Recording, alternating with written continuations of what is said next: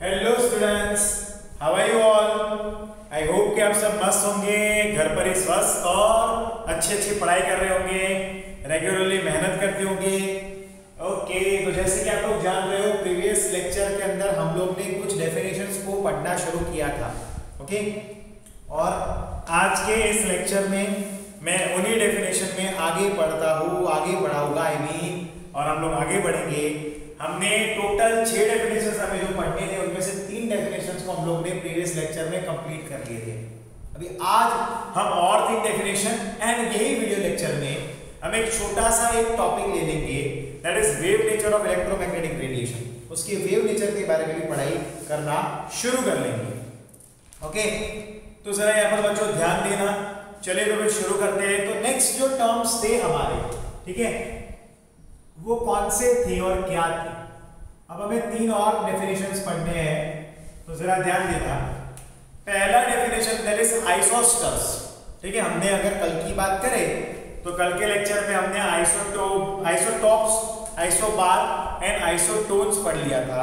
आज अभी हमें आइसोस्टर पढ़ना है। ठीक है, क्या पढ़ना है? चौथा डेफिनेशन दैट इज आइसोस्टर्स। ठीक है, जरा ध्यान से देखना। अब ये आइसोस्टर्स किसको बोलते हैं? Contain same number of atom and electron. अगर कोई भी मान लो 2 मॉलिक्यूल या 3 मॉलिक्यूल ऐसे हैं जिनके अंदर number of atom and number of electron same है, उसको हम लोग बोलते हैं आइसोस्टर्स। ठीक है, तो मैं यहां पर पॉइंट लिखता हूं उसका, they contain same number of atoms and electrons. ठीक है, इनमें एटम्स एंड इलेक्ट्रॉन सेम है और इनको हम लोग बोलते हैं आइसोस्टर्स। क्या बोलेंगे? आइसोस्टर्स। एग्जांपल लेते हैं, लाइक हमारे पास है CO2 एंड है N2। ठीक है, अब पहले ये देखते हैं कि भाई ये दोनों के अंदर टोटल एटम्स कितने हैं। तो एक कार्बन का एटम है और 2 ऑक्सीजन का एटम है, तो टोटल कितने हो गए? 3 एटम्स हो गए। ठीक है, यहाँ पर 2 नाइट्रोजन का एटम है और एक ऑक्सीजन का है, तो यहाँ पर एटम कितने हो गए? 3 हो गए। अब इनमें इलेक्ट्रॉन्स कितने हैं टोटल, वो भी तो चेक करना है। तो इलेक्ट्रॉन्स को चेक करने के लिए हम लोग क्या करेंगे? तो कार्बन का एटॉमिक नंबर कितना होता है? 6 होता है। ऑक्सीजन का 8 होता है, तो यहाँ पर 2 ऑक्सीजन है, तो मल्टीप्लाई बाय 8 2 करना पड़ेगा, तो आएगा 6 प्लस ये कितना होगा? 16, यानी कि 22 इलेक्ट्रॉन CO2 में रहते हैं। सेम वे इसका ढूंढेंगे। अब यहाँ पर 2 नाइट्रोजन है, तो यहाँ पर 2 लेंगे, मल्टीप्लाई बाय एक नाइट्रोजन में इलेक्ट्रॉन्स कितने रहते हैं? 7 रहते हैं, और ऑक्सीजन में कितने रहते हैं? 8 रहते हैं, तो ये आएगा 14 प्लस ये 8, तो टोटल आ जाएंगे 22 इलेक्ट्रॉन्स। कितने आएंगे? तो N2O के अंदर टोटल 22 इलेक्ट्रॉन्स प्रेजेंट रहते हैं एंड वही चीज CO2 में रहता है। तो ये दोनों मॉलिक्यूल जो है वो एक दूसरे के आइसोस्टर बन गए हैं बच्चों। क्या बन गए? आइसोस्टर।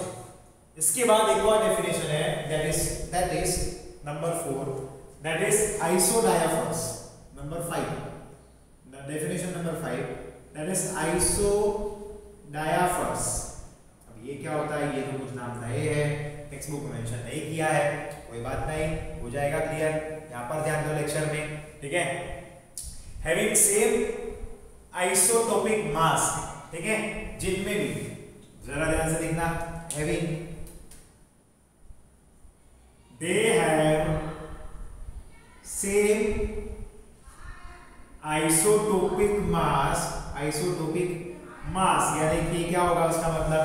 आइसोटोपिक मास यानी कि number of neutrons minus proton is the same.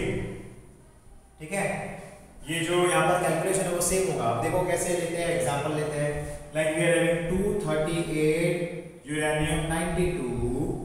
ठीक है, फिर थोड़ी स्पेस रखना होगा इधर, और एग्जांपल दिया है दैट इज 234 थोरियम 90। ठीक है, अब इनमें हम क्या करेंगे? न्यूट्रॉन्स माइनस प्रोटॉन्स करते हैं।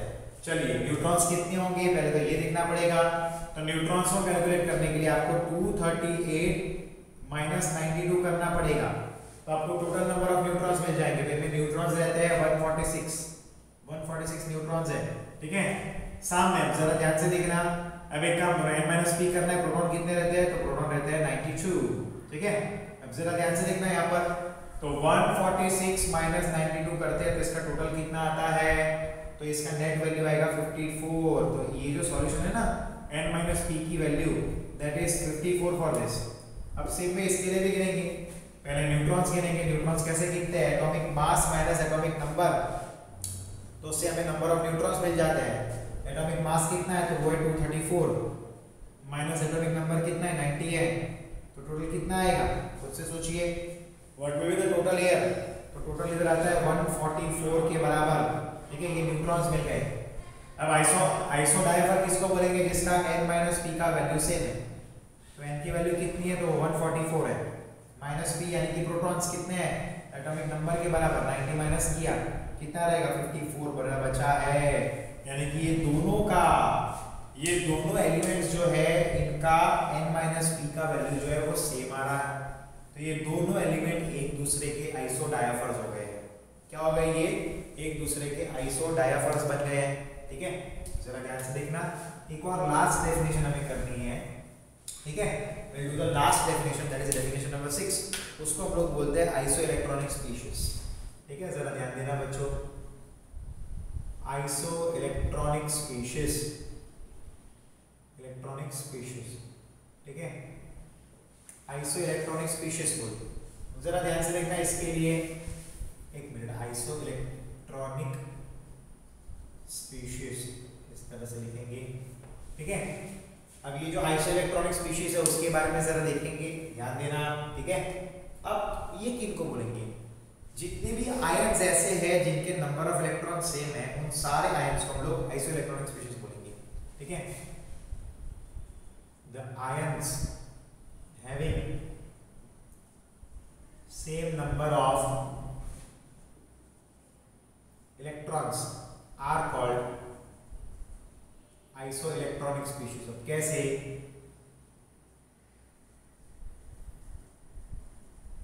जरा ध्यान से देखना, लाइक हमारे पास है कैल्शियम 2+, फिर हमारे पास है पोटेशियम 1+, फिर हमारे पास है दैट इज क्लोरीन 1-, फिर है सल्फर 2-।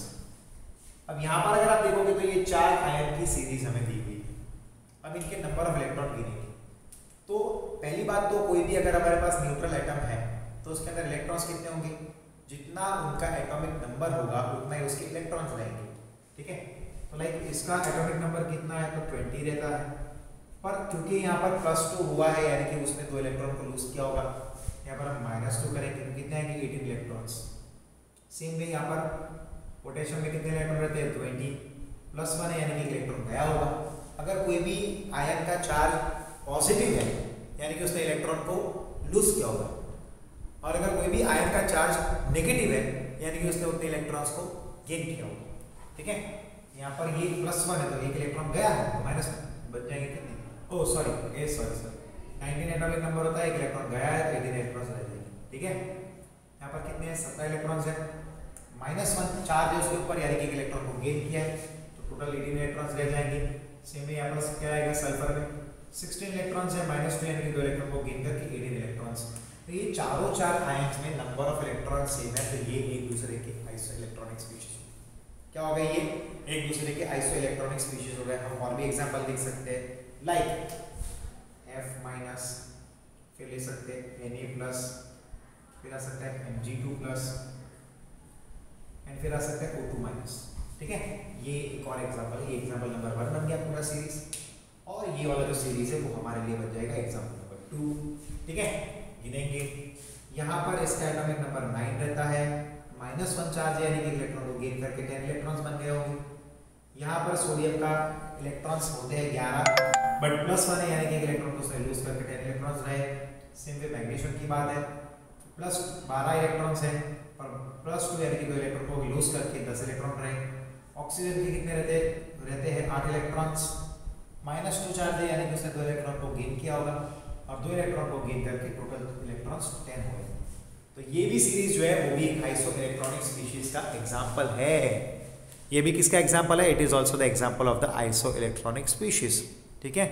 समझ में आया बच्चों? Yes, this is also the example of the iso electronic species, okay. Yes, तो चलो आगे बढ़ेंगे। तो इनको हम लोग बोलते हैं आइसो इलेक्ट्रॉनिक स्पीशीज। यहाँ पर ये जो हमारी छोटी छोटी डेफिनेशंस थी, टोटल 6 डेफिनेशन हमने कंप्लीट की जो पूरी हो गई है, और इनमें से इन क्वेश्चंस में इनमें से कुछ एग्जाम्पल आपको दिए होंगे और आपको बताना होगा कि भाई ये कौन सी डेफिनेशन फिट हो रही है यहाँ पर, यानी कि वो आपको जो एग्जाम्पल्स दिए, क्या वो आइसोडायाफर है, क्या वो आइसोस्टर है, क्या वो आइसो इलेक्ट्रॉनिक स्पीशीज है, क्या वो आइसोटोप्स है, आइसोबार्स है, आइसोटोन्स है, आपको आइडेंटिफाई करना होगा, ठीक है, you will have to identify. अब हमारा जो नेक्स्ट टॉपिक है that is wave nature of electromagnetic radiation, ठीक है, छोटा सा है 7-8 मिनट में वो भी खत्म हो जाएगा। Wave nature of electromagnetic radiation जरा ध्यान से देखना है ना, wave nature of electromagnetic radiation, ठीक है, ये हमारा आपका टॉपिक है, बी अटेंटिव है ना, wave nature of electromagnetic radiation. अब ये इलेक्ट्रोमैग्नेटिक रेडिएशन क्या होता है ये तो क्लियर होना चाहिए पहले हमें कि भाई व्हाट इज इलेक्ट्रोमैग्नेटिक रेडिएशन, पहले आपको ये क्लियर होना चाहिए। देखो अगर हम लोग इलेक्ट्रोमैग्नेटिक रेडिएशन की बात करते हैं तो वो बेसिकली होता है लाइट, लाइट को ही हम लोग क्या बोलते हैं, electromagnetic radiation. Light itself is called to be the electromagnetic radiation, क्या बोलेंगे, इलेक्ट्रोमैग्नेटिक रेडिएशन।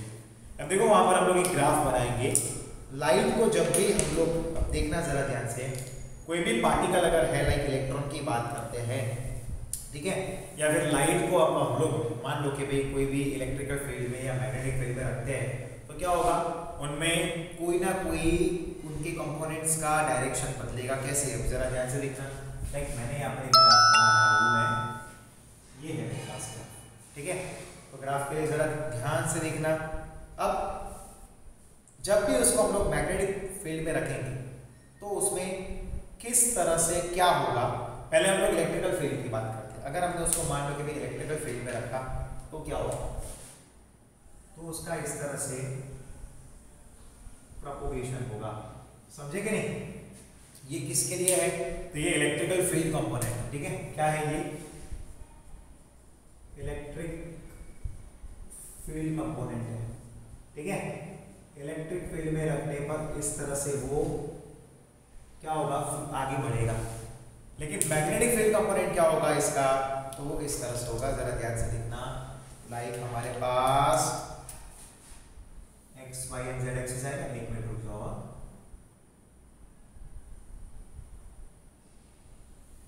ठीक है। अब यहां पर कैसे होगा तो जरा ध्यान से देखना, पे अटेंशन हियर, ओके।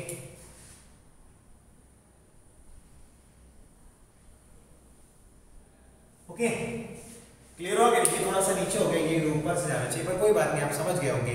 तो इसको हम लोग बोलते हैं मैग्नेटिक फील्ड कंपोनेंट, क्या बोलेंगे, मैग्नेटिक फील्ड कंपोनेंट, ठीक है, मैग्नेटिक फील्ड कंपोनेंट बोलते हैं, ठीक है, इसको हम लोग बोलते हैं मैग्नेटिक फील्ड कंपोनेंट। जरा ध्यान से देखना, this is the direction of propagation, ये क्या है, this is the direction of propagation,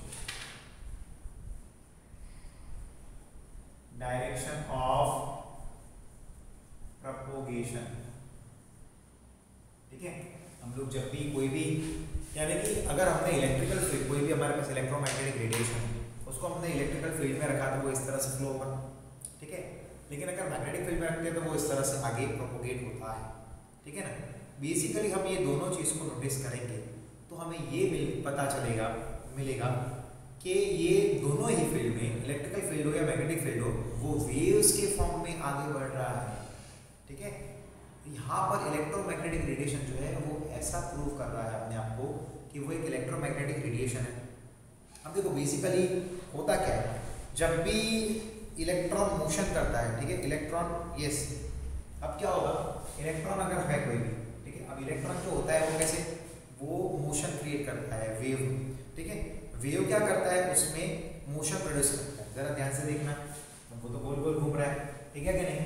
तो क्या होगा, वेव जो है प्रोड्यूस मोशन, वेव क्या कर रहा है, वेव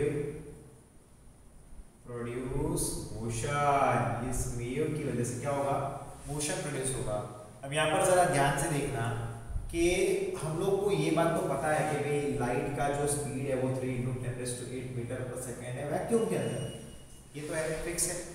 यहाँ पर बात ये है कि वेवलेंथ एंड फ्रीक्वेंसी क्या होगा कि लाइट का स्पीड आप कहीं पर भी ले लो, अब इलेक्ट्रिकल फील्ड हो या मैग्नेटिक फील्ड, लाइट का स्पीड तो सेम रहेगा, बट चेंज क्या हो सकता है, उसके कंपोनेंट्स वेवलेंथ एंड फ्रीक्वेंसी बदलेगा, अलग अलग कंडीशन में उसका वेवलेंथ एंड फ्रीक्वेंसी जो है वो बदलेगा, दैट विल डिफर।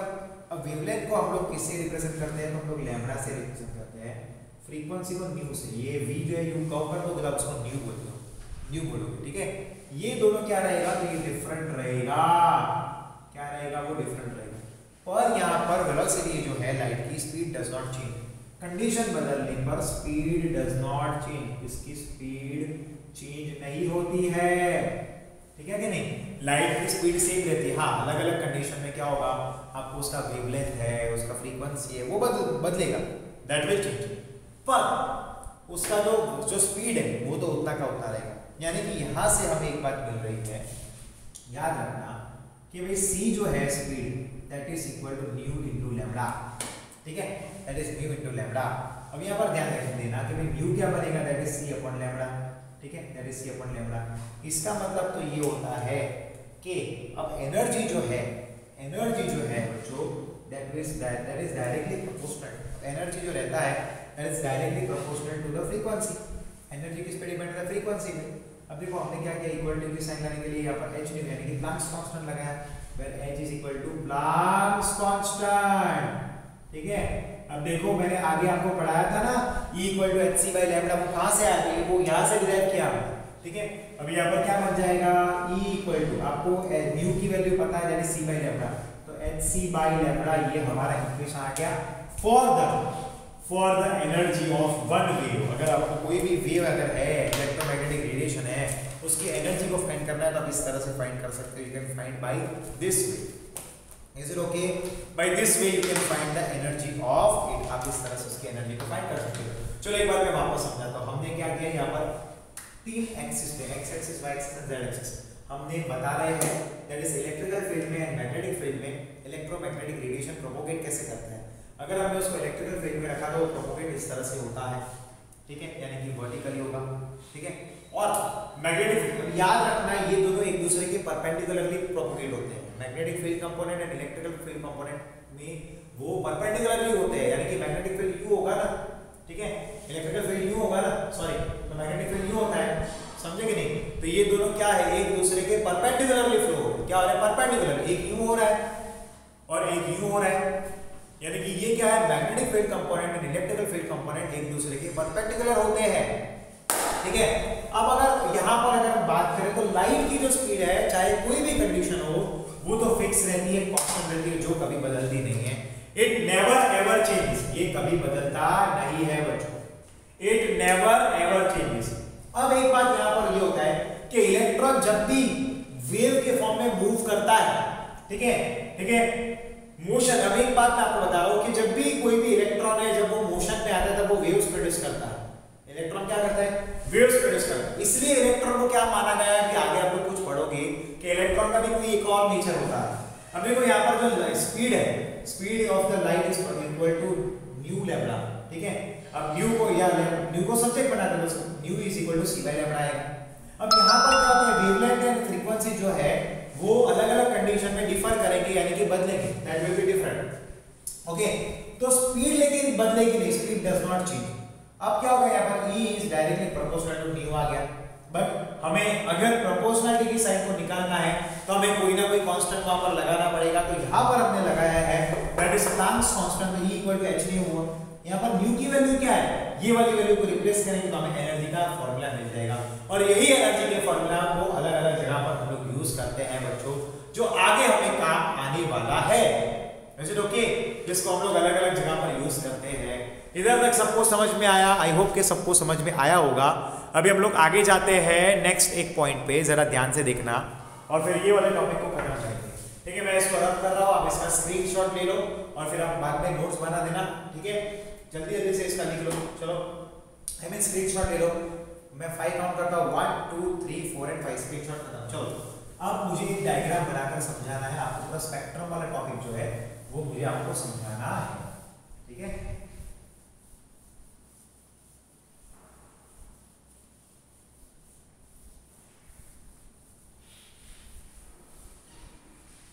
यस, जरा ध्यान देना, स्पेक्ट्रम वाला जो टॉपिक है वो मुझे आपको समझाना है। अब मैं यहाँ पर क्या करूँगा, पूरा स्पेक्ट्रम वाला टॉपिक मैं यहाँ पर समझाऊंगा, ड्रॉ करूंगा, ठीक है। जरा ध्यान देते रहना सब लोग, बी अटेंटिव हियर, ओके।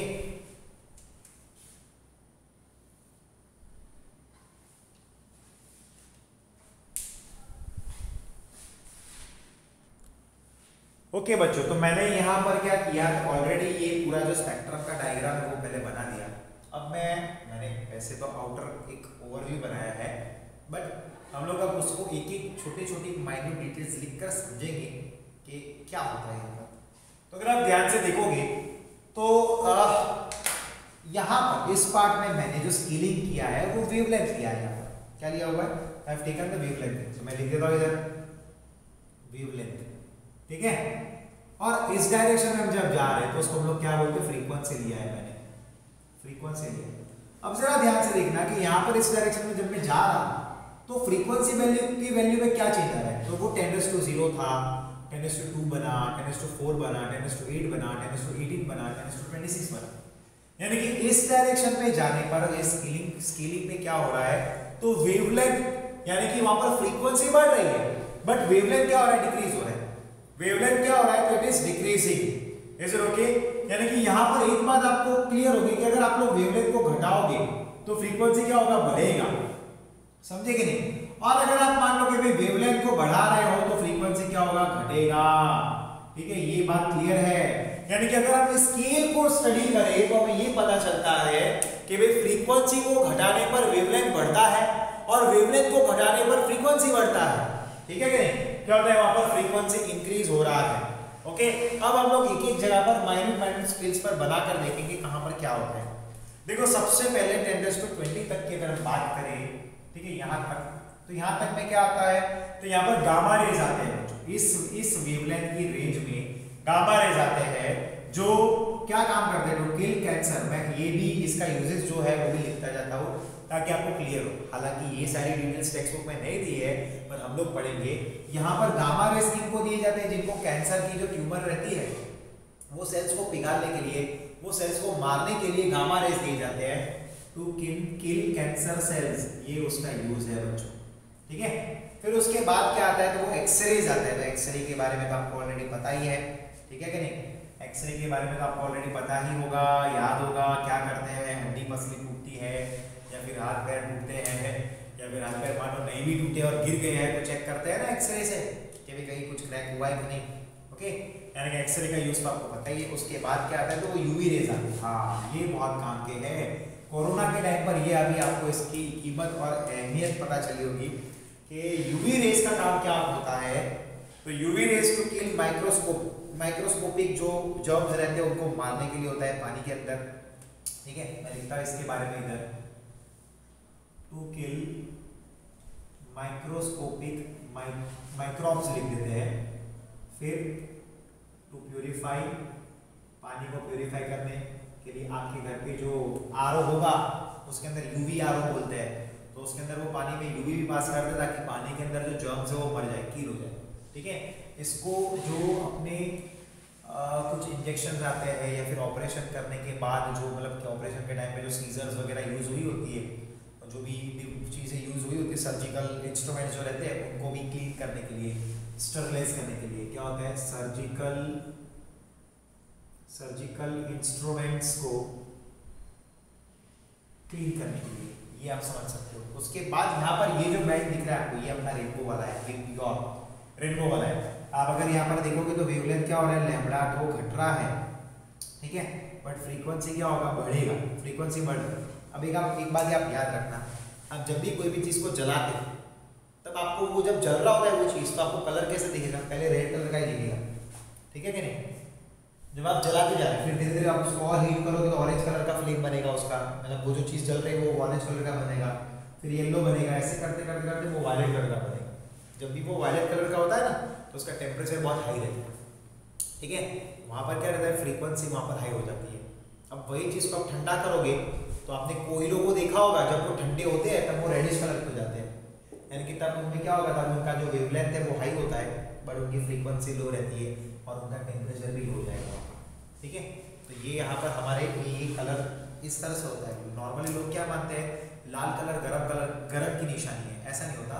उससे भी ज़्यादा हॉट कलर वायलेट होता है, है ना। स्टार्स के बारे में आपने 10th में पढ़ा होगा शायद कि कुछ स्टार्स जो रहते हैं वो ब्लू कलर के स्टार्स होते हैं, वो ज़्यादा गर्म रहते हैं, बट रेड कलर के स्टार्स ठंडे बोलते हैं उनको, they are cooler stars and blue colour stars are the warmer stars. तो वो फंडा यहाँ से क्लियर हुआ ना, ठीक है, क्लियर है। चलो आगे जाते हैं। फिर उसके बाद क्या आएगा यहाँ पर IR आता है, IR इंफ्रारेड बोलते हैं उसको, IR होता है। अब IR का यूज तो ऑलरेडी आपको क्लियर ही होगा। इंफ्रारेड तो बेसिकली हम लोग उसको काटते हैं, हीट जो होता है अपना एटमॉस्फेयर वो IR की वजह से ही होता है। पता है आपको, अपने को गर्मी लगती है ना, सनरेज आती है तो ये गर्मी क्यों लगती है, हमें वार्मथ क्यों फील होता है, क्योंकि वहां पर क्या है, तो वहां पर इंफ्रारेड रहता है। With that sunrays there is also IR infrared. उसके बाद क्या होगा, माइक्रोवेव्स आते हैं। हाँ, माइक्रोवेव्स के बारे में आपको पता होगा, मोबाइल फोन्स माइक्रोवेव्स, ठीक है। तो जो अपने मोबाइल फोन्स रहते हैं ना, सेल फोन्स, वो जो वेव्स देते हैं जिससे हम लोग बात कर सकते हैं, तो वो क्या रहते हैं, देयर सेल फोन्स, है ना, वो माइक्रोवेव रहते हैं। उसके बाद आता है FM AM, जरा ध्यान से देखना, FM AM, यहाँ पर ये FM होगा, यहाँ पर ये इस रेंज में AM आएगा। अब FM का मीनिंग क्या होगा, तो FM का मीनिंग क्या होता है, तो देखो AM का अगर मीनिंग देखेंगे तो एम्पलीट्यूड, अब यहाँ पर देखना FM का फुल फॉर्म क्या होता है, तो फ्रीक्वेंसी, ठीक है, फ्रीक्वेंसी मॉड्यूलेशन, ये उसका फुल फॉर्म होता है, फ्रीक्वेंसी मॉड्यूलेशन, ठीक है। और अगर हम AM का देखेंगे तो क्या होता है, वो एम्पलीट्यूड मॉड्यूलेशन, ठीक है, क्या होगा, एम्पलीट्यूड मॉड्यूलेशन होगा, ओके। उसके बाद क्या आएगा, लॉन्ग रेडियो वेव्स, ये पूरा पार्ट जो है वो क्या आएगा, लॉन्ग रेडियो वेव्स। ये जोरदार, इसका यूज तो खतरनाक और बहुत ही मस्त समझने वाला है। बच्चों, एस्ट्रोनॉट्स होते हैं ना, वो बातें करते हैं ना, वो कुछ अंदर वो पहनकर, तो उसके अंदर वो लोग बातें कैसे कर सकते हैं, तो वो लोग लॉन्ग रेडियो वेव्स भेजते हैं जिससे वो सुन पाते हैं। अपने यहाँ से अपना जो स्पेस स्टेशन है अर्थ के बाद, ISS बोलते हैं, इंटरनेशनल स्पेस स्टेशन है, इंडियन इंटरनेशनल स्पेस स्टेशन नहीं है, बराबर है, इंटरनेशनल स्पेस स्टेशन है। वहाँ पर वो जो स्पेस स्टेशन है, यहाँ से वहाँ वेव्स भेजते हैं, वो लोग वहाँ से यहाँ भेजते हैं, तो वो क्या होते हैं, लॉन्ग रेडियो वेव्स होते हैं। एस्ट्रोनॉट उसका यूज करते हैं, ठीक है, एस्ट्रोनॉट्स फॉर टॉकिंग, है ना, एस्ट्रोनॉट्स के साथ बात करने के लिए ये फ्रीक्वेंसी वाले वेव्स को हम यूज करते हैं, ओके। Is it clear. अब देखो बच्चों, एक चीज मैं आपको बताता हूँ, यहाँ से हम चीज निकालेंगे कि E का फॉर्मूला क्या होता है, E = hc/λ होता है। E का फॉर्मूला क्या होता है, hc/λ होगा। अब देखो E एंड लैम्बडा जो है ये एक दूसरे के इनवर्सली प्रोपोर्शनल होंगे, यानी कि अगर लैम्बडा की वैल्यू बढ़ेगी तो एनर्जी की वैल्यू क्या होगी, घटेगी, क्योंकि डिनोमिनेटर बढ़ेगा तो ओवरऑल वैल्यू तो घटेगा ना, बराबर है। सेम वे अगर लैम्बडा का वैल्यू डाउन है, अगर किसी का भी वेवलेंथ कम है, तो उसका एनर्जी क्या होगा, हाई होगा। एनर्जी क्या हो जाएगा, उसका हाई हो जाएगा। बच्चों क्लियर है, ये सारी इंपॉर्टेंट चीजें हैं जो हमने यहाँ पर पढ़ा है। और ये ग्राफ अगर आप टेक्स्ट बुक में देखोगे तो ये सारी चीजें दी हुई है, बस इनकी डिटेलिंग्स नहीं दिए, जो मैंने यूजेस जो लिखे हैं वो दिए नहीं। तो यहाँ पर हमारा एक इंपॉर्टेंट टॉपिक कंप्लीट होता है।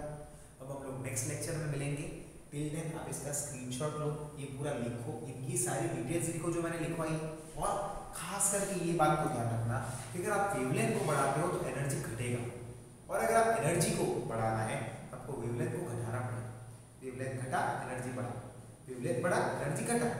क्यों? क्योंकि वो energy and wavelength are inversely proportional to each other, वो एक दूसरे के क्या होते हैं, इनवर्सली प्रोपोर्शनल होते हैं। क्लियर है बच्चों? ये टॉपिक कंप्लीट होता है एंड आई होप कि आपको मजा आ रहा होगा। नोट्स बनाते रहना, खूब मन लगा के पढ़िएगा, ठीक है। मिलते हैं हम लोग नेक्स्ट वीडियो लेक्चर में। Till then goodbye and care and stay connected to us बच्चों, है ना, स्टे कनेक्टेड टू अस।